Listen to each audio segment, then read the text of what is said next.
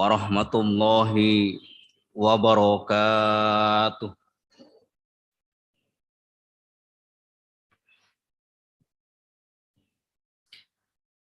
Alhamdulillahi rabbil alamin.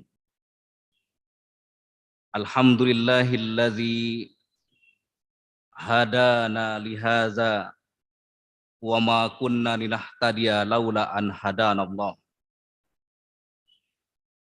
Allahumma asbahna ala fitratil Islam wa kalimatil ikhlas wa ala dini nabiyyina Muhammadin sallallahu alaihi wasallama wa ala millati abina Ibrahim hanifan wa ma kana minal musyrikin.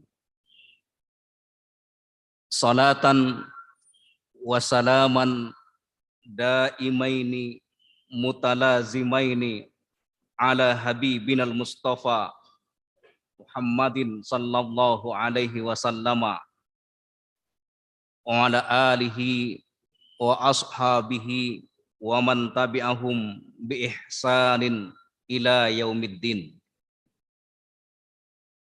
Yaqulullahu tabaraka wa ta'ala fi kitabihil karim wa huwa asdaqul qailin. A'udzu billahi minasyaitonir rajim. Wal takum minkum ummatun yad'una ilal khair wa ya'muruna bil ma'ruf wa yanhauna 'anil munkar wa ulaika humul muflihun. Summa qala Rasulullah sallallahu alaihi wasallama ittaqillaha haitsu ma kunta wa adbi'is sayyi'atal hasanata tamhuha wa khaliqin nasa bi khuluqin hasanin. Shadaqallahul azim wa sadaqa Rasulul karim wa nahnu ala zalika minasyahidin. Hamba-hamba Allah, Bapak dan Ibu sekalian yang semoga dirahmati oleh Allah Subhanahu wa taala. Alhamdulillah, kita tidak henti-hentinya untuk senantiasa mendeklarasikan syukur kita kepada Allah Subhanahu wa taala atas berbagai macam karunia dan nikmat yang Allah berikan kepada kita. Sampai saat ini dengan izin Allah Subhanahu wa taala kita masih bisa bernafas, ruh dan jasad kita belum terpisah. Itu artinya Allah memberikan kesempatan hidup kepada kita, yang dengan kesempatan hidup itu agar kita gunakan untuk melipat gandakan amal-amal kebaikan kita, yang dengan kesempatan hidup yang Allah berikan kepada kita agar kita semuanya termotivasi, terdorong untuk berlomba-lomba mempersembahkan amal-amal yang terbaik untuk Allah Subhanahu wa taala. Di dalam sebuah ayatnya Allah Subhanahu wa taala mengingatkan kita, allazi khalaqal mauta wal hayata. Allah menciptakan siklus kematian dan kehidupan. Liyabluwakum, untuk menguji kalian semuanya, untuk menguji kita semuanya sebagai orang-orang yang beriman, yang dengan ujian itu tujuannya, orientasinya agar kita semuanya terdorong untuk mempersembahkan ahsanu amala, amal yang terbaik. Dan amal yang terbaik itu bukan hanya dilihat dari segi kuantitas, tetapi yang paling utama, yang paling afdol, yang terbaik itu adalah apabila sebuah amalan, apabila sebuah pekerjaan itu menggabungkan, mengkombinasikan dua syarat utama. Yang pertama itu adalah al-ikhlasu lillahi ta'ala, pekerjaan-pekerjaan kita, aktivitas-aktivitas kita, kita persembahkan hanya mengharap ridho dari Allah Subhanahu wa taala. Dan yang kedua adalah mutaba'atu ar-rasuli sallallahu alaihi wasallam. Amalan-amalan yang kita lakukan, ucapan-ucapan yang kita lakukan, di samping kita lakukan dalam rangka beribadah kepada Allah Subhanahu wa taala, tetapi ada syarat yang kedua. Amalan tersebut, ucapan tersebut harus sesuai dengan ajaran Islam, sesuai dengan petunjuk Al-Qur'an dan sunnah Rasulullah sallallahu alaihi wasallam. Jamaah sekalian yang dirahmati oleh Allah Subhanahu wa taala, dalam kehidupan seorang muslim, dalam kehidupan seorang mukmin, menjadi sesuatu yang aksiomatik, menjadi sebuah keniscayaan bahwa hidup kita di dunia ini yang sangat sebentar ini harus ada prinsip yang harus kita pegang. Harus ada sebuah kaedah hidup yang mesti dijadikan pegangan oleh setiap orang yang beriman kepada Allah Subhanahu wa taala. Kaedah hidup itu adalah al-istibaq bil khairat. Yaitu kita harus punya obsesi, punya cita-cita besar untuk selalu berlomba-lomba, bersegera melakukan berbagai macam kebaikan. Kenapa kita harus berlomba, berpacu, bergegas dalam melakukan berbagai macam kebaikan? Karena jamaah sekalian yang dirahmati oleh Allah Subhanahu wa taala, tidak ada garansi bagi kita, tidak ada jaminan bagi kita. Hidup kita ini tidak ada jaminan kapan kita ini akan menuju alam berikutnya. Kita tidak ada ilmu pengetahuan, tidak punya ilmu bagaimana melacak kapan kita akan meninggal dunia. Karena kematian itu adalah termasuk rahasia-rahasia yang ditetapkan oleh Allah Subhanahu wa taala. Karena kita meyakini bahwa hidup ini hanya sebentar di dunia, karena kita meyakini bahwa di dunia ini hanya transit untuk menuju alam barzah, oleh karenanya menjadi aksiomatik, menjadi sebuah keniscayaan, menjadi sebuah kewajiban bagi kita untuk memiliki prinsip dan kita praktekkan, kita realisasikan dalam kehidupan ini, yaitu al-istibaq fil khairat. Berlomba dan bersegera dalam melakukan kebaikan. Allah Subhanahu wa taala berfirman dalam surat Al-Baqarah ayat 148. A'udzubillahi minasyaitonirrajim. Mari kita merenungi ayat ini. Fastabiqul khairat. Fastabiqu. Ini yang diseru ini adalah kaum muslimin atau manusia yang diseru secara kolektif. Fastabiqu, menggunakan jamak. Jadi seruan ayat di sini ternyata diserukan kepada kelompok, kepada sebuah entitas, kepada sebuah jamaah, kepada sebuah organisasi, kepada sebuah komunitas. Fastabiqu. Ayo bersegera, ayo berlomba-lomba. Ini kan perintah, fi'il amr. Istabiqu. Istabiqu antum.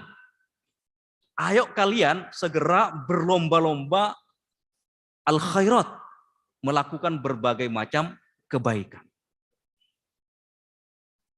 Para ulama kemudian mengatakan dalam sebuah ucapannya yang sangat terkenal, dalam konteks berlomba-lomba dalam melakukan kebaikan ini, dalam konteks bersegera melakukan berbagai macam kebaikan ini, para ulama mengatakan begini. La tuakhir amalaka ilal ghad takdiru anta'malahul yaum. Janganlah Anda menunda-nunda pekerjaan Anda hari ini. Janganlah kita menunda-nunda pekerjaan kita hari ini. Takdiru anta'malahul yaum, yang bisa kita lakukan hari ini. La tuakhir amalaka ilal ghad takdiru anta'malahul yaum. Jadi jamaah sekalian yang dirahmati oleh Allah Subhanahu wa taala, agama kita mengajarkan kepada kita bahwa dalam konteks melakukan kebaikan itu harus ada aspek untuk berlomba, berpacu, bersemangat, bersegera, bergegas dalam berbagai macam sisi kebaikan.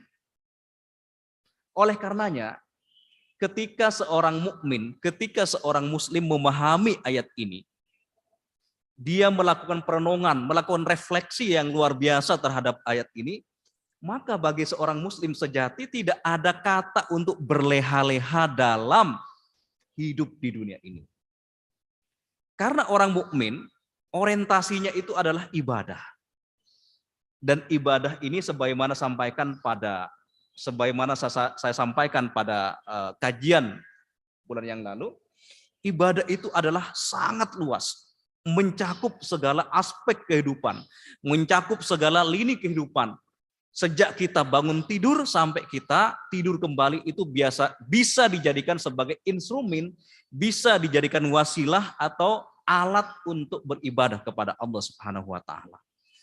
Di samping orang-orang yang beriman itu punya obsesi untuk berlomba-lomba dalam melakukan kebaikan, orang beriman itu juga menjadikan semua sisi kehidupannya dalam rangka at-ta'abbud ilallah, dalam rangka mempersembahkan ibadah yang terbaik kepada Allah Subhanahu wa taala. Fastabiqul khairat. Ayo berlomba-lomba, ayo bersemangat, ayo bersegera melakukan al-khairat. Di sini menggunakan jamak. Al-khair, khairun, khairani, khairat. Kalau khair itu satu kebaikan, khairani dua kebaikan, khairat itu banyak kebaikan. Artinya apa, Bapak dan Ibu sekalian? Orang-orang yang beriman diberikan perintah oleh Allah Subhanahu wa taala untuk berlomba-lomba dalam berbagai macam kebaikan. Artinya ada beraneka kebaikan, ada berbagai macam kebaikan yang itu semuanya itu harus dilakukan oleh orang yang beriman sesuai dengan profesi masing-masing. Karena itulah Imam Malik mengatakan bahwa terkadang manusia itu diberikan kemampuan melaksanakan satu amalan tertentu, tapi tidak bisa atau minim melakukan ibadah yang lain. Ada di antara manusia ini yang ahli ibadah, tapi tidak bisa bersodakoh. Tidak mampu memaksimalkan potensi sodakohnya.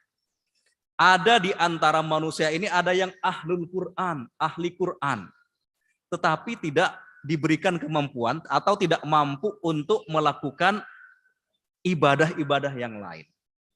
Jadi ternyata jamaah sekalian yang dirahmati oleh Allah Subhanahu wa taala, masing-masing manusia ini diberikan potensi oleh Allah Subhanahu wa taala untuk melipat gandakan amal-amal kebaikannya. Ada orang yang kaya, tapi barangkali ibadah mahdohnya berkurang. Dalam konteks mungkin jarang tilawatul Quran, barangkali begitu ya, jarang puasa, tetapi dia bisa memaksimalkan ibadah maliyah, berinfak, bersodakoh, membangun infrastruktur kebaikan, itu bisa dijadikan juga sebagai sarana beribadah kepada Allah Subhanahu wa taala. Itulah yang dikatakan oleh Imam Malik. Allah membagi pekerjaan kepada manusia, kata Imam Malik, sebagaimana Allah membagi rizki. Jadi pekerjaan ini, dan kita ini bukan Superman. Manusia ini bukan Superman, tetapi manusia itu harus melakukan al-amal al-jama'i, kerja bersama, kerja kolektif dan seterusnya. Nah, Bapak dan Ibu sekalian yang dirahmati oleh Allah Subhanahu wa taala. Kemudian ada sebuah hadis yang apabila kita melakukan sebuah renungan terhadap hadis ini, kita akan semakin terpacu. Kita akan memiliki fondasi landasan yang kuat untuk berpacu dalam berbagai macam kebaikan. Rasulullah Sallallahu Alaihi Wasallam bersabda yang diriwayatkan oleh sahabat Abu Hurairah.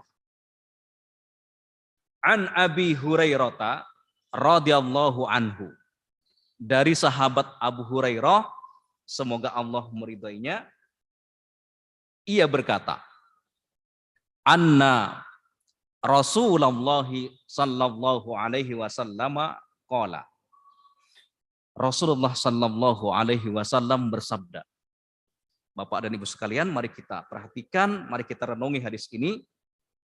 Nabi Sallallahu Alaihi Wasallam bersabda, hadis ini diserukan kepada orang-orang yang beriman. Hadis ini diserukan kepada para pengikut Rasulullah Sallallahu Alaihi Wasallam. Apa kata Rasulullah Sallallahu Alaihi Wasallam? Badiru bil a'malis sholihah. Badiru itu artinya sari'u, sabiku. Ayo berlomba-lomba, ayo bersegera. Badiru, ayo segera tancap gas bil a'malis sholihah, untuk melakukan amal-amal soleh.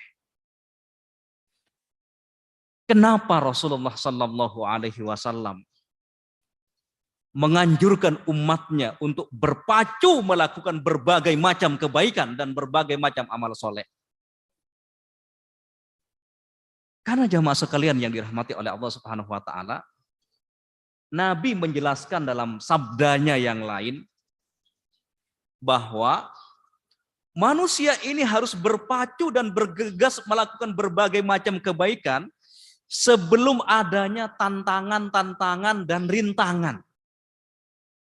Karena siapapun kita jamaah sekalian yang dirahmati oleh Allah Subhanahu wa taala, pasti suatu saat kita akan mendapatkan tantangan dan rintangan.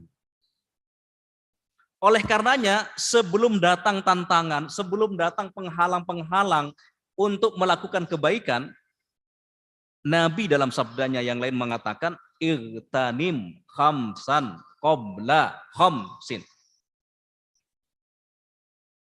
Wahai orang-orang yang beriman, gunakanlah 5 perkara sebelum datang 5 perkara. Gunakanlah 5 kesempatan sebelum datang 5 penghalang-penghalang kepada kalian. Kata Rasulullah Sallallahu Alaihi Wasallam, syababaka qabla haromika. Hadis ini sering kita mendengarnya, tapi jamaah sekalian tidak ada salahnya bagi kita untuk kita renungi terus. Syababaka qabla haramika. Masa muda kita sebelum datang masa tua. Wasihataka qabla sakomika. Masa-masa sehat kita sebelum datang masa sakit. Apalagi jamaah sekalian yang dirahmati oleh Allah Subhanahu wa taala, kalau masa sehat ini kita korelasikan, kita hubungkan dengan realita hari ini, betapa sejak 2 tahun terakhir ini kita begitu akrab dengan sakit. Sejak munculnya pandemi, kita terbiasa dengan kalimat sakit, kata sakit. Ini artinya jamaah sekalian yang dirahmati oleh Allah Subhanahu wa taala, sebelum datang masa sakit, sebelum kita terbaring lemas, sebelum kita sebelum badan kita terasa lelah dan capek, ayo kita gunakan waktu kita sebaik-baiknya untuk melipat gandakan amal-amal kebaikan kita. Kemudian Nabi juga mengingatkan waginaka qabla fakrika. Masa kayamu, masa kaya kita sebelum datang masa miskin. Itu artinya jamaah sekalian, manusia ini kan makhluk yang lemah. Boleh jadi sekarang ini diberikan aset-aset yang banyak oleh Allah Subhanahu wa taala, tetapi bisa jadi dia bangkrut kemudian hari. Kita tidak bisa memprediksi. Tetapi misalkan dengan kita mentelaah pandemi ini, betapa banyak orang yang awalnya berada di atas secara ekonomi tiba-tiba miskin. Bahkan pandemi ini menciptakan orang-orang miskin baru. Yang awalnya kelas menengah kemudian menjadi kelas bawah. Ini kita bisa ambil pelajaran bahwa siapapun kita yang namanya manusia itu berpotensi mengalami kebangkrutan. Waginaka qabla fakrika. Masa kaya kita sebelum datang masa miskin. Wa faragaka qabla syuglika. Masa luang kita, kesempatan yang kita miliki sebelum datang kesibukan. Ini diwanti-wanti oleh Rasulullah Sallallahu Alaihi Wasallam bahwa terkadang manusia itu berleha-leha melalaikan kesempatannya, melalaikan kesempatan hidupnya tanpa terasa kesempatan-kesempatan yang Allah berikan kepadanya itu sia-sia, tidak digunakan kepada hal-hal yang produktif. Oleh karenanya jamaah sekalian, dalam konteks menggunakan kesempatan ini, ternyata Nabi juga mengingatkan dalam sabdanya yang lain. Apa kata Nabi Sallallahu Alaihi Wasallam? Nikmatani maghbunun fihima kasirun minan nas, as-sihhatu wal faragh. Ada dua nikmat yang membuat lalai kebanyakan manusia. Yang pertama adalah nikmat sehat, yang kedua adalah nikmat kesempatan. Oleh karenanya Nabi mengatakan wa faraghaka qabla syuglika.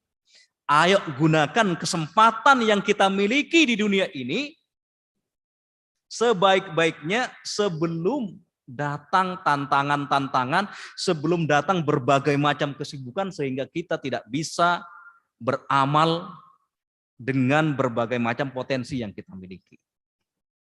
Kemudian Nabi Shallallahu Alaihi Wasallam menutup sabdanya wahayataka qabla mautika. Masa hidupmu sebelum datang masa kematianmu. Oleh karenanya jamaah sekalian yang dirahmati oleh Allah Subhanahu wa taala, 5 kesempatan ini harus kita gunakan sebaik-baiknya yang sebagaimana diungkapkan oleh Rasulullah sallallahu alaihi wasallam, badiru bil a'malis sholihah. Ayo bersegera, ayo bergegas melakukan amal-amal soleh. Di samping 5 potensi tadi, di samping 5 kesempatan yang harus kita gunakan tadi, Nabi juga menjelaskan karena akan ada suatu masa yang menyebabkan manusia itu tidak bisa membedakan antara hak dengan yang batil. Manusia saat itu kata Nabi mendapatkan ujian yang sangat besar. Mendapatkan fitnah yang sangat besar. Mereka seperti berada pada kegelapan malam yang tidak ada lampu, tidak ada cahaya. Mereka untuk mendapatkan petunjuk itu, mendapatkan lorong-lorong yang yang ada lampunya, yang ada cahaya, mereka itu hanya meraba-raba. Oleh karenanya Nabi mengibaratkan masa itu dengan ungkapan begini. Fasatakunu fitanun kakito'il laili al-muzlim. Wahai orang-orang yang beriman, ayo kalian bersegera melakukan berbagai macam kebaikan sebelum datang kepada kalian masa-masa fitnah. Di sini menggunakan jamak fasatakunu fitanun. Karena kalian akan mendapatkan masa-masa fitnah. Kalian akan mendapatkan berbagai macam fitnah, ujian. Ujian itu diibaratkan oleh Rasulullah Sallallahu Alaihi Wasallam kakito'il laili al-muzlim. Seperti malam yang gelap gulita yang tidak ada lampu. Bahkan pada masa ini kata Rasulullah Sallallahu Alaihi Wasallam dalam hadis yang lain, orang melakukan kesalahan bahkan melakukan syirik kecil. Syirik kecil itu mereka tidak sadar. Diibaratkan seperti semut hitam yang berada di atas batu hitam pada kegelapan malam. Itu betapa beratnya fitnah, ujian-ujian yang dihadapi oleh orang-orang yang beriman. Bahkan dalam hadis yang lain Rasulullah Sallallahu Alaihi Wasallam menjelaskan, ya'ti 'alan nas zamanun, akan datang suatu masa kepada kalian wahai orang-orang yang beriman. Akan datang suatu masa kepada kalian wahai orang-orang yang beriman, as-sabir fihim ala dinihi kal qabid alal jamri. Akan datang suatu masa yang mana di masa itu orang-orang yang berpegang teguh kepada agamanya, yang konsisten, yang istiqomah kepada agamanya, kal qabid alal jamri, seperti seseorang yang memegang bara api. Ini gambaran, ini tamsil yang luar biasa dari Rasulullah Sallallahu Alaihi Wasallam yang menggambarkan bahwa kita yang hidup di akhir zaman ini, bahwa kita yang hidup jauh dari Rasulullah Sallallahu Alaihi Wasallam itu akan menghadapi tantangan-tantangan yang luar biasa. Tetapi kita juga di sisi yang lain kita juga mendapatkan kabar gembira dari Rasulullah Sallallahu Alaihi Wasallam ketika kita konsisten dengan ajaran agama, ketika kita konsisten dengan ajaran Al-Quran dan Sunnah Rasulullah Sallallahu Alaihi Wasallam, saat itulah kita juga mendapatkan potensi menjadi makhluk Allah yang terbaik. Suatu ketika Rasulullah Sallallahu Alaihi Wasallam berkumpul dengan sahabatnya. Ketika Nabi Shallallahu Alaihi Wasallam berkumpul dengan para sahabatnya, Nabi bertanya kepada para sahabat, wahai sahabat-sahabatku, man huwa khairu khalqillah, siapakah makhluk Allah yang terbaik? Para sahabat saat itu menjawab, al-malaikah. Sahabat mengatakan, wahai Rasul, tentu makhluk Allah yang terbaik itu malaikat. Kata Nabi apa? Bukan malaikat makhluk Allah yang terbaik. Karena kalau malaikat itu menjadi makhluk Allah yang terbaik itu wajar. Karena mereka diciptakan dari cahaya, mereka tidak punya hawa nafsu. Mereka senantiasa bertasbih, bersujud kepada Allah Subhanahu wa taala. Kemudian Nabi bertanya lagi kepada sahabatnya, kalau bukan malaikat, siapakah makhluk Allah yang terbaik? Sahabat menjawab, al-anbiya'u war rusul. Para nabi dan rasul. Bukan itu kata Nabi. Bukan itu yang saya maksud. Kalau para nabi dan rasul itu menjadi makhluk Allah yang terbaik, itu sesuatu yang wajar karena mereka mereka itu mendapatkan wahyu, mendapatkan bimbingan dari Allah Subhanahu wa taala, mereka maksum dari berbagai macam kesalahan. Jadi wajar kalau para nabi dan rasul itu menjadi makhluk Allah yang terbaik. Bukan itu yang saya maksud kata Nabi. Kemudian salah seorang sahabat itu ada yang menjawab, wahai Rasul, kalau bukan malaikat, kalau bukan para nabi dan rasul makhluk Allah yang terbaik, izan nahnu ya Rasulullah. Kami inilah adalah makhluk Allah yang terbaik. Tapi Nabi lagi-lagi mengatakan, bukan kalian. Wahai sahabat-sahabatku, kalau kalian menjadi makhluk Allah yang terbaik, menjadi generasi yang terbaik, itu wajar. Kenapa? Karena kalian hari-hari kalian itu selalu bersama aku. Setiap kalian mendapatkan berbagai macam problematika, setiap kalian mendapatkan berbagai macam masalah, kalian langsung mengadu kepada aku. Sehingga kalian tetap konsisten dengan ajaran yang saya sampaikan kepada kalian, kata Rasulullah SAW. Kemudian akhirnya para sahabat itu menyerah. Kalau begitu wahai Rasul, siapakah makhluk Allah yang terbaik? Nabi mengatakan begini,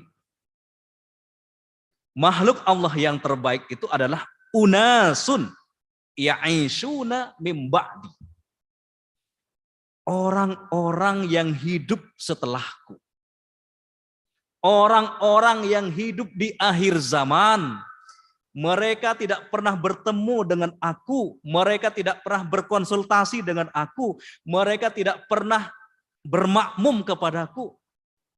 Walakinnahum tamassaku bisunnati. Akan tetapi orang-orang yang hidup setelahku itu, akan tetapi orang-orang yang hidup di akhir zaman itu, tamassaku bisunnati. Mereka konsisten berpegang kepada sunnahku, kata Rasulullah SAW. Ini potensi yang Allah berikan kepada kita sebagai orang-orang yang hidup di akhir zaman, yang jauh dari Rasulullah SAW. Kita tidak pernah menyaksikan Nabi, kita tidak pernah bertemu dengan Rasul, kita tidak pernah meminta fatwa langsung kepada Nabi. Tapi alhamdulillah Allah memberikan kenikmatan yang luar biasa, yaitu keimanan. Kita bisa beriman dan berislam, ini adalah karunia yang sangat luar biasa, yang tidak semua manusia diberikan kenikmatan yang besar seperti kita ini. Oleh karenanya Nabi SAW mengatakan, badiru bil a'malis sholihah. Ayo bergegas, ayo bersemangat melakukan amal-amal soleh, karena kalian akan mendapatkan fitnah, akan mendapati ujian-ujian yang sangat berat. Ujian itu bagaikan malam yang sangat gelap gulita. Betapa beratnya ujian, sehingga Nabi SAW mengatakan, yusbihur rajulu mu'minan wa yumsi kafiran. Ada seorang mukmin di pagi harinya, ada seseorang yang di pagi harinya beriman. Dari saking beratnya fitnah dan ujian yang dihadapinya, sorenya menjadi kafir. Wa yumsi mu'minan wa yusbihu kafiron. Di sisi yang lain, ada seseorang di waktu sorenya itu beriman kepada Allah, wa yusbihu kafiran. Kemudian pagi harinya dia telah kafir. Para ulama mengatakan, apakah kafir di sini? Ya, para ulama ada yang menafsirkan apakah kafir di sini keluar dari agama Islam, Atau kafir di sini artinya apa? Mengingkari nikmat-nikmat Allah Subhanahu wa taala. Kalau saya, dua pendapat ini saya kombinasikan. Ada di antara manusia, dari saking beratnya menghadapi berbagai macam ujian, sehingga mereka mengingkari nikmat-nikmat yang Allah berikan kepada mereka. Ada di antara manusia yang dari saking beratnya menghadapi berbagai macam fitnah dan ujian, ada yang memang murtad. Ada yang di antara mereka murtad keluar dari agama Islam. Apa orientasi, apa tujuan mereka menjadi ingkar kepada nikmat Allah? Apa yang menyebabkan mereka bahkan ada yang murtad dari agama Islam? Nabi Shallallahu Alaihi Wasallam menjelaskan, yabi'u dinahu bi'aradin minad dunya. Mereka menjual agamanya. Mereka menjual agamanya karena demi mendapatkan harta dunia, demi mendapatkan aset-aset di dunia ini. Ini renungan bagi kita semuanya. Kita bisa menganalisa fenomena di sekitar kita, ya, terhadap peristiwa-peristiwa yang ada di sekitar kita. Betapa beratnya fitnah-fitnah, ujian-ujian yang dihadapi oleh orang-orang yang beriman. Para ulama kemudian mengatakan, yang dikatakan yabi'u dinahu, yang dikatakan menjual agamanya itu adalah istihlalul maharim. Menghalalkan segala sesuatu yang diharamkan oleh Allah Subhanahu wa taala. Memberikan fatwa, memberikan legalitas terhadap suatu masalah yang haram, diberikan legalitas, diberikan stempel bahwa perkara itu adalah halal. Istihlalul maharim. Padahal Nabi Shallallahu Alaihi Wasallam menjelaskan dalam hadisnya yang lain, innal halala bayyinun. Yang halal itu jelas. Wa innal harama bayyinun. Yang haram juga jelas. Wa ma bainahuma umurun mustabihat. Antara atau tengah-tengah antara perkara yang halal dan haram ini adalah perkara-perkara yang syubhat. Syubhat ini pun harus dijauhi oleh orang-orang yang beriman. Karena ketika kita bisa menjauhi syubhat, insya Allah kita akan bisa menjauhi segala sesuatu yang diharamkan oleh Allah Subhanahu wa taala. Tetapi kalau kita bermain-main dalam wilayah atau domain yang syubhat, seringkali kita terjebak, terpreset, terperosok kepada sesuatu yang haram. Bapak dan Ibu sekalian yang dirahmati oleh Allah Subhanahu wa taala, barangkali itu yang bisa saya sampaikan. Semoga dengan merenungi ayat dan hadis ini, kita bergegas, kita memiliki semangat untuk melakukan berbagai macam amal kebaikan, bukan hanya amalan-amalan biasa, tetapi orang beriman itu harus punya planning, punya agenda yang jelas. Hidupnya itu harus ada petanya, harus ada arahnya. Jangan sampai seperti air yang mengalir. Tetapi kita sebagai orang yang beriman itu harus wal tanzur nafsum ma qaddamat ligot. Harus melakukan evaluasi terhadap segala sesuatu yang kita lakukan agar kita bisa melakukan perbaikan ligot. Kita bisa melakukan islah, kita bisa melakukan perbaikan baik untuk dunia kita maupun akhirat kita. Orang yang beriman itu tidak boleh berleha-leha kalau kita mengikuti ajaran Islam. Sehingga jamaah sekalian yang dirahmati oleh Allah Subhanahu wa taala, kalau kita merealisasikan, kalau kita mengamalkan ajaran Islam, insya Allah Islam ini akan menjadi pemimpin peradaban. Tetapi yang menyebabkan kita ini menjadi umat yang terbelakang dalam hal teknologi dan seterusnya, dalam hal urusan-urusan dunia, yang mestinya seorang muslim itu menggenggam semua itu. Urusan-urusan dunia ini harus digenggam oleh orang-orang yang soleh.